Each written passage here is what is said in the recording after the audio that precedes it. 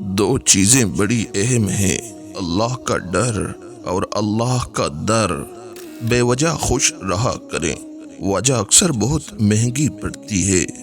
اخلاق وہ چیز ہے جس کی قیمت کچھ نہیں دینی پڑتی، ہاں مگر اس سے ہر انسان خریدا جا سکتا ہے۔ کام کرنے والوں کی قدر کرو، کان بھرنے والوں کی نہیں۔ لامحدود آرزوئیں محدود زندگی کو عذاب بنا دیتی ہیں۔ زندگی کیا ہے؟ تمناؤں کا کھارا پانی۔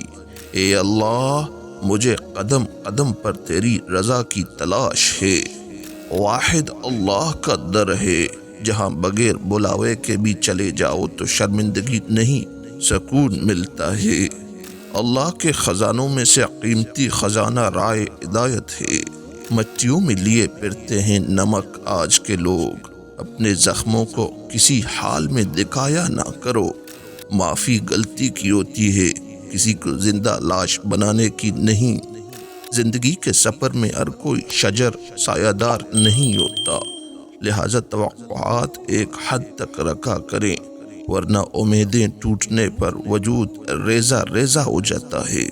جب وقت پر دو لفظ بھی کہے نہ جا سکیں تو وقت گزرنے پر لمبی چوڑی کہانیاں سنانے کا کوئی فائدہ نہیں ہوتا۔ یہ مسجد بھی عجیب جگہ ہے نا، کہ جہاں امیر اور غریب دونوں رب سے بھیک مانگتے ہوئے نظر آتے ہیں۔ کڑوی زبان والے کا شہد نہیں بکتا، اور میٹھی زبان والے کی مرچیں بھی بک جاتی ہیں۔ رشتے اس لیے کمزور ہو رہے ہیں کیونکہ اب نبھانے کے بجائے آزمانے لگے ہیں۔ کوئی کسی کو نہیں سمجھ سکتا۔ انسانوں کے دل سمندر سے زیادہ گہرے اور آگ سے زیادہ پراسرار ہوتے ہیں۔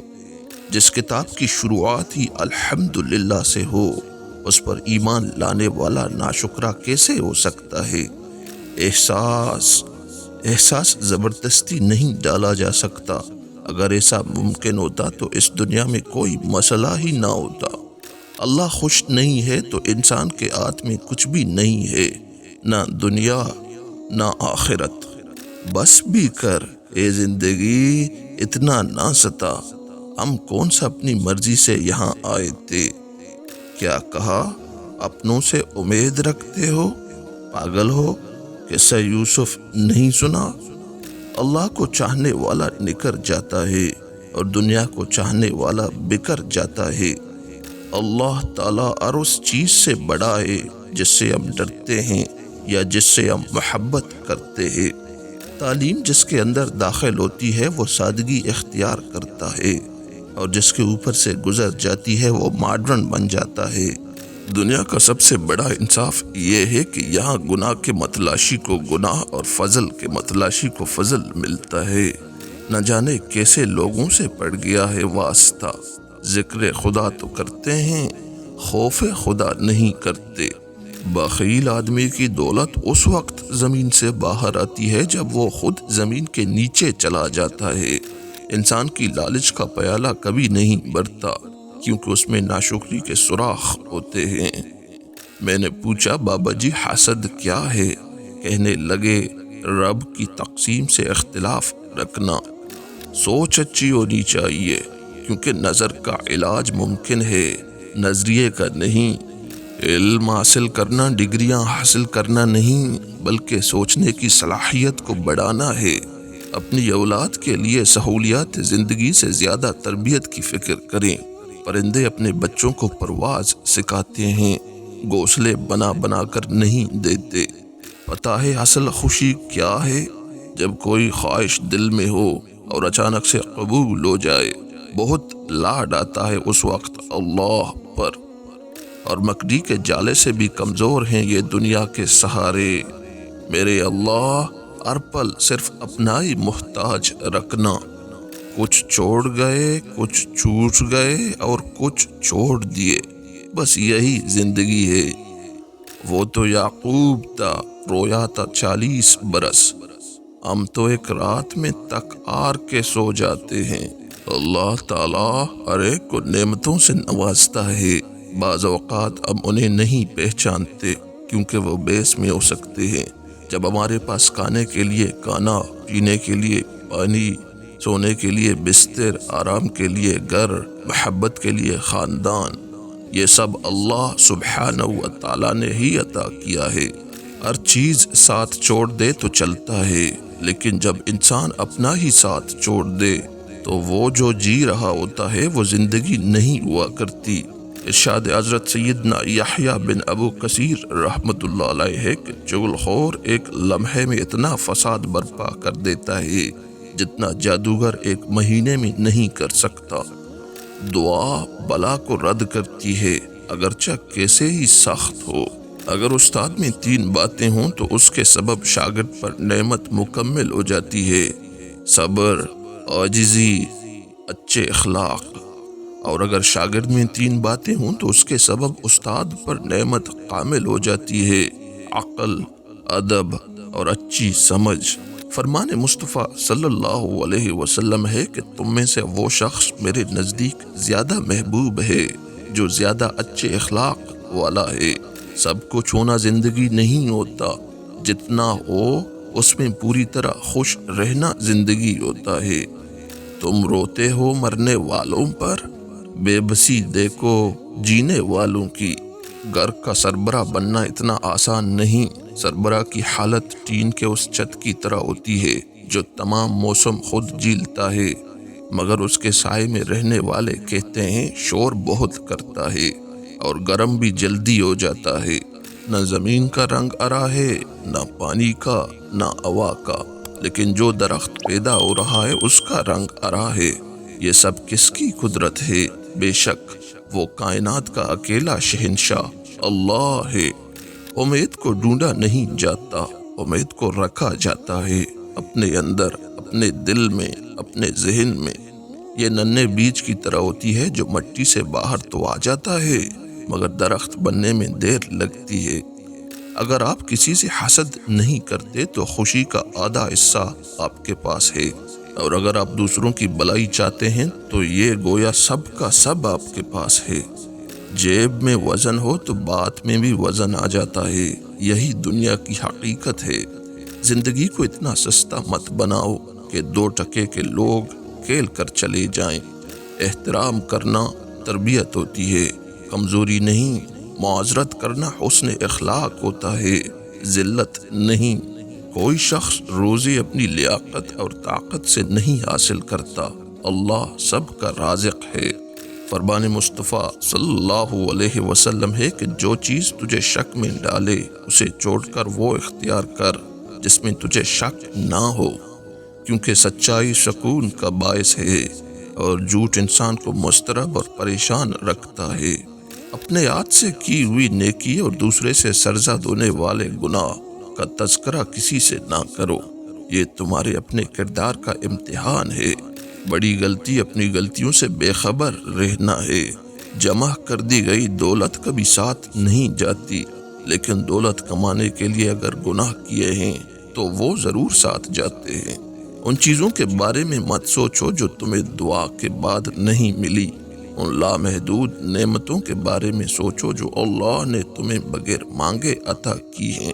کبھی ایسا نہیں ہوا کہ سانپ اپنے اندر موجود زہر سے مرا ہو، کیونکہ یہ فطری عمل ہے، لیکن اس کے برعکس انسان کے اندر موجود نفرت اسے مار دیتی ہے، کیونکہ یہ غیر فطری ہے۔ ہم اگر زبان کی پھیلائی ہوئی مصیبتوں کا جائزہ لیں تو معلوم ہوگا کہ خاموشی میں کتنی راحت ہے۔ سکے ہمیشہ آواز کرتے ہیں لیکن کاغذی پیسے ہمیشہ خاموش رہتے ہیں۔ اس لیے جب آپ کی قدر بڑھ جائے تو اپنے آپ کو خاموش اور عاجزی سے دوچار کریں۔ کوئی اس دور میں وہ آئینے تقسیم کرے جس میں باطن بھی نظر آتا ہو ظاہر کی طرح۔ زندگی گزارنا نہیں جینا سیکھیں۔ ہر انسان کی زندگی میں دکھ اور پریشانیاں آتی ہیں، لیکن ان کا اشتہار لگانے سے ہمدردی تو مل سکتی ہے مگر سکون نہیں۔ اپنے دل پر لگے زخموں کو نظر انداز مت کرو بلکہ ان کو محسوس کرو، کیونکہ یہی وہ جگہ ہے جہاں سے تمہارے اندر روشنی داخل ہوتی ہے۔ دنیا کا سب سے مشکل اور عظیم کام دوسروں کے جذبات کی قدر کرنا ہے۔ سازشیں، غیبت اور پیٹھ پیچھے وار۔ شاید لوگ بھول چکے ہیں کہ یہ سارا تماشا اللہ دیکھ رہا ہے، طنز وہ تیر ہے جو شہد میں بھگو کر بھی مارا جائے تب بھی اس کی کڑواہٹ اور چبھن کم نہیں ہوتی۔ آپ نے زندگی سے کچھ نہیں سیکھا اگر آپ سمجھتے ہیں کہ ہر بار آپ ہی ٹھیک تھے۔ جب قرآن اور نماز ہمارے معمول کا حصہ بن جائیں تو خوشیاں اور سکون ہماری زندگی کا معمول بن جاتی ہے۔ دوسروں کو گرانے کے چکر میں لوگ آخرکار خود ہی گر جاتے ہیں، لیکن سبق پھر بھی حاصل نہیں کرتے۔ معاشرے میں تبدیلی تبھی ممکن ہے جب ہر شخص اپنی اصلاح میں لگ جائے۔ آزمائش تو پھر من پسند چیز سے ہی شروع ہوتی ہے۔ وہ خاموشیاں بھی سن لیتا ہے لیکن اسے اظہار پسند ہے بندے کا۔ جب بندہ کہتا ہے اے میرے رب تو وہ متوجہ ہو جاتا ہے۔ جب بندہ کہتا ہے تو بڑا رحیم ہے تو اس کی رحمت جوش میں آ جاتی ہے۔ جب بندہ کہتا ہے اللہ مجھے معاف کر دے تو وہ معاف کر دیتا ہے۔ صبر میں جبر نہیں ہوتا، صبر میں رضا ہوتی ہے۔ اسی لیے جو سودے اللہ کے لیے کیے جاتے ہیں نا، جو چیزیں اللہ کے لیے چھوڑی جاتی ہیں ان کو چھوڑنا نہیں پڑتا، ان پر اللہ کے لیے دل کو راضی کر لیا جاتا ہے۔ صبر بھی محبت کا دوسرا روپ ہوتا ہے، اور محبت میں تو سب قربان کر دیا جاتا ہے نا۔ بس اللہ سے محبت ہو جانے کی دیر ہے، پھر اس کے رنگ میں کسی طرح سے بھی رنگنا مشکل نہیں لگتا۔ ٹوٹے بغیر یقین جانے دل نہیں بن سکتا۔ یہ چند مصیبتیں اللہ سے دور اور اللہ سے بدگمان نہیں کر سکتی ہیں ہمیں۔ اگر دل تکلیف سے رہا ہے، بہت کچھ کہہ رہا ہے اللہ سے، تو سمجھ لیں دل بن رہا ہے۔ اللہ جسے اپنی طرف کھینچتا ہے اسے ایسے ہی خالص کرتا ہے۔ اللہ محبت ہے۔ وقت بڑے بڑے بادشاہوں کو بیکاری اور بیکاریوں کو بادشاہ بنا دیتا ہے۔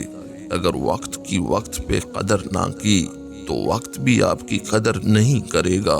جب دکھ شدت اختیار کر جائیں تو بولنے کی غلطی کبھی مت کرنا، یہ تو صبر کے لمحات ہوتے ہیں۔ وہ لمحے جب اللہ آپ کے ساتھ ہوتا ہے، اور جب وہ ساتھ ہوتا ہے تو انسان کو فرش سے عرش پر پہنچا دیتا ہے۔ یہ موقع گنوانے کا نہیں، سب کچھ پا لینے کا ہوتا ہے۔ مزہ تو تب ہے کہ ہار کر بھی ہنستے رہو، ہمیشہ جیت ہی جانا کمال تھوڑی ہے۔ اگر آپ یہ سیکھ جائیں کہ کیا اور کیسے نظر انداز کرنا ہے تو آپ کی زندگی خوبصورت بن جائے گی۔ زندگی حادثات کا مجموعہ ہے، اور ہر حادثہ ہمارے اور اللہ کے درمیان کی ایک سیڑھی کو ختم کر دیتا ہے۔ جب خوشیاں ہمیں اللہ سے نہیں جوڑ پاتی تو پھر تکلیفیں ہمیں اللہ سے جوڑتی ہیں، اور بس پھر جب ہم اللہ سے جڑ جاتے ہیں تو ہمارے گناہوں کے سلسلے خود بخود ٹوٹ جاتے ہیں۔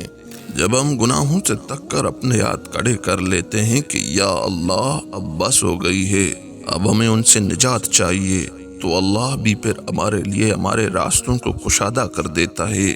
پھر گناہوں کی طرف دل نہیں لپکتا، پھر دل اسی پر راضی ہو جاتا ہے جو اللہ نے عطا کیا ہوتا ہے۔ ارسطو سے کسی نے کہا کہ میں نے ایک معتبر آدمی سے تمہارے بارے میں کچھ غلط باتیں سنی ہیں۔ ارسطو نے جواب دیا غیبت کرنے والا معتبر کیسے ہو گیا؟ ہر جان موت کا مزہ چکھنے والی ہے، اور قیامت کے دن تم اپنے بدلے پورے پورے دیے جاؤ گے۔ بس جو شخص آگ سے ہٹا دیا جائے اور جنت میں داخل کر دیا جائے، بے شک وہ کامیاب ہو گیا، اور دنیا کی زندگی تو صرف دھوکے کی جنس ہے۔